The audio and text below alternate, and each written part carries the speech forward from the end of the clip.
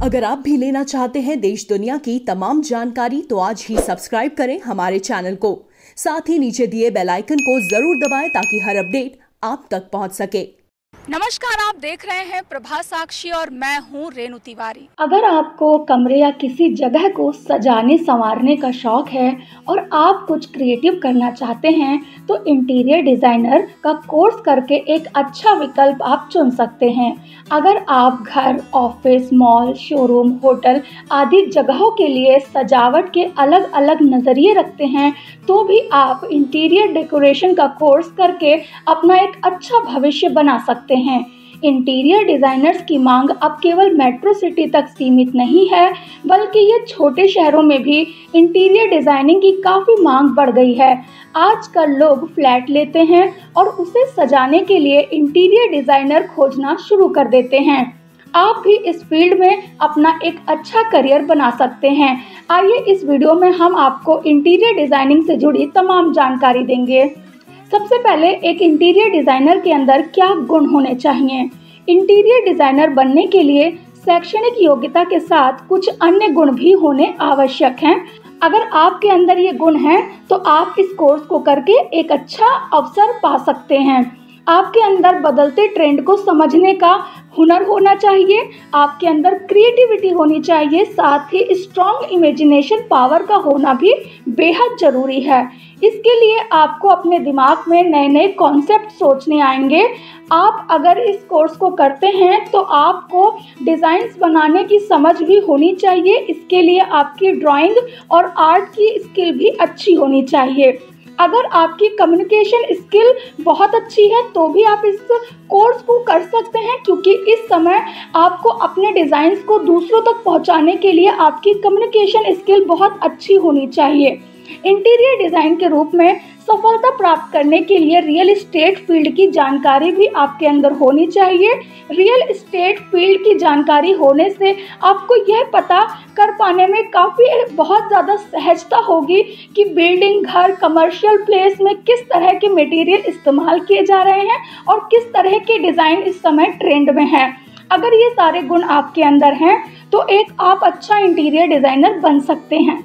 Interior designing course के लिए आपकी शैक्षणिक योग्यता क्या होनी चाहिए, इसके बारे में हम आपको बताते हैं।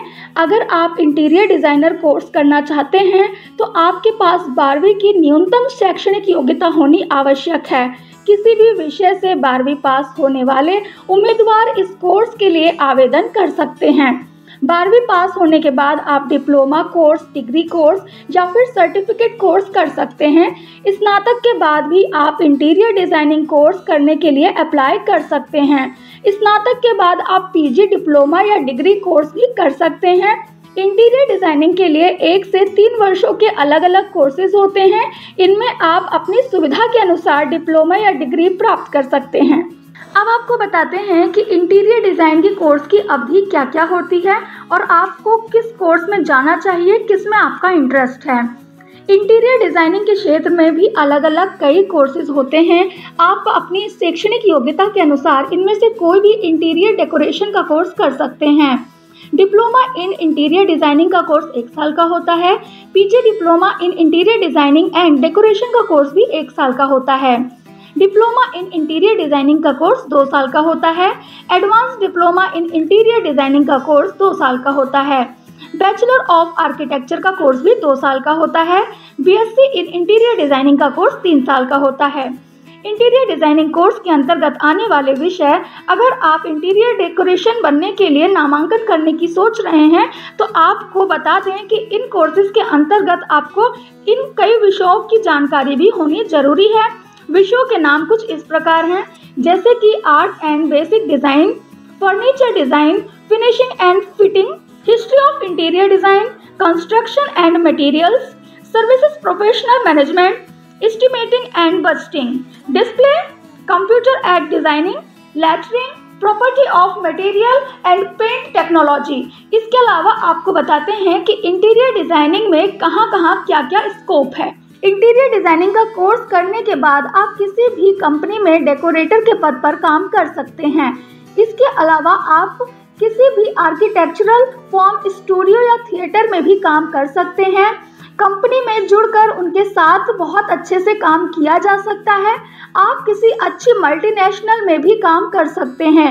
आप चाहें तो इसे अपना निजी व्यवसाय बनाकर अपना बिजनेस भी शुरू कर सकते हैं, लेकिन करियर की शुरुआत में किसी फर्म या किसी कंपनी के साथ जुड़कर नौकरी करना ज़्यादा सही कहा जाता है। इससे आपको काम करने का सही तरीका भी पता चल जाता है और आपकी प्रैक्टिस भी हो जाती है, साथ ही आपका अनुभव भी बढ़ जाता है। आप चाहें तो किसी hotel, resort, hospital, shopping complex के लिए भी काम कर सकते हैं।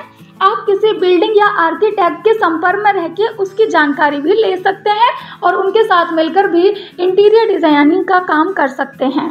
इंटीरियर डिजाइनर के वेतन की बात करें तो इंटीरियर डेकोरेटर की आय उनके द्वारा किए गए कार्य पर निर्भर करती है। आपने करियर की शुरुआत के दिनों में आपको 10,000 से लेके 25,000 तक रुपए मिल सकते हैं। अनुभव बढ़ने के साथ लोग आपकी मांग भी बढ़ने लगती है और आपकी आय बढ़कर 40,000 रुपए तक भी हो सकती है। इसके अलावा जैसे जैसे आपका अनुभव बढ़ता जाएगा और आपका सैलरी पैकेज भी अच्छा होता जाएगा। तो ये थी प्रभा साक्षी की स्पेशल रिपोर्ट, कैसे आप इंटीरियर डिजाइनर बन सकते हैं। ऐसे ही लेटेस्ट अपडेट के लिए देश दुनिया की तमाम खबरों के लिए आप बने रहें प्रभा साक्षी के साथ। नमस्कार।